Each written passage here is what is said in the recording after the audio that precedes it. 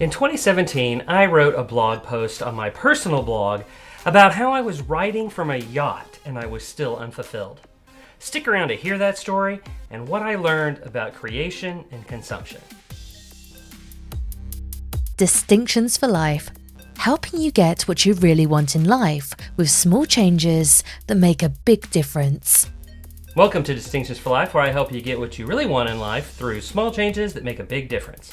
I'm your host, Ron Davis. If you would like more help, visit my website at distinctionsforlife.tv. I was recently reading an article by Ryan Holiday titled 33 Things I Stole from People Smarter Than Me. In one of those points, he listed 4 things and the people he learned them from. One was Julia Cameron and morning pages, which I have done a video on. Another was Make Before You Manage from Tim Ferriss. I've never actually heard Tim say that, but it resonated with me. It also reminded me of a distinction that I want to live by: create more than you consume. In July 2016, I wrote a blog post called More Creating, Less Consuming on my personal blog, and this is how it started. My life is pretty good. Actually, really good if I look at it objectively. Not just I'm not a starving child in Africa objectively either. Heck, I'm riding this on a freaking yacht, for God's sake. This leads me to feel a little guilty when I start thinking it needs to be better, but that's the way it is. Reading that now, I think to myself, this is the kind of person that DFL is for. We all have the incredible blessing of living in the 21st century and in the most prosperous of times. But still, we feel like we want it to be better. DFL is for what I call ambitious people. People who want their lives to be better even when they are good already. And there is a balance between feeling life is bad enough to want to change and being happy with what you have. Actually, no, there isn't such a balance. Ambitious people can feel their life is good and still want it to be better. We are grateful for all that we have, but understand that there is more that we could have. The idea that you have to feel bad about your current situation in order to want to change it is a false dichotomy, which I have also done a video on. But back to me on the yacht at Comic-Con San Diego. Oh, hadn't I mentioned it was at Comic-Con?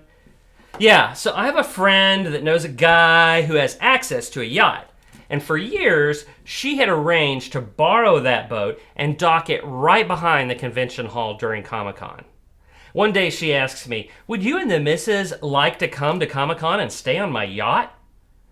That was a stupid question, as if there were any answer other than yes. Walking the floor of the convention, or looking at the zombies from the Walking Dead boat next door, or the steady parade of stars to the IMDb boat on the other side, I realized that Comic-Con is an ode to creation. Everyone from the stars of the new Wonder Woman to the guy selling cosplay photos in a booth, they were all creators. And I wasn't. I used to be. I'd done a lot of photography, I'd regularly blogged, I'd done some cosplay, but at the time, I was doing nothing. And it was draining my soul. We humans are made to be creators. We are made to make. But it is easy to get caught up in consuming other people's creations so much that we never create on our own. Consuming other people's creation gives us a thrill and a drop of water to our starving souls, but it will never really feed them like acts of creation can. Maybe that's the metaphor. Consuming art is like drinking water. Creating it is like eating food. Consuming art is necessary and helpful, but if it is all that we do, we will eventually become weak and ultimately die. So today, I challenge you. Are you creating more than you're consuming? That's the goal. But many of us find ourselves in a place where we aren't creating at all, and we feel ourselves getting weak. So go make something. Thanks for watching today. If you liked what you saw, give me a thumbs up. This channel is all about helping you get what you really want in life with small changes that make a big difference. Until next time, I'm Ron Davis. How do I look? Collar. Looking down on my thing, it says collar, so I don't forget. And I do believe that I only made like 3 mistakes in that entire video. If you would like more information, we have a set of three mistakes.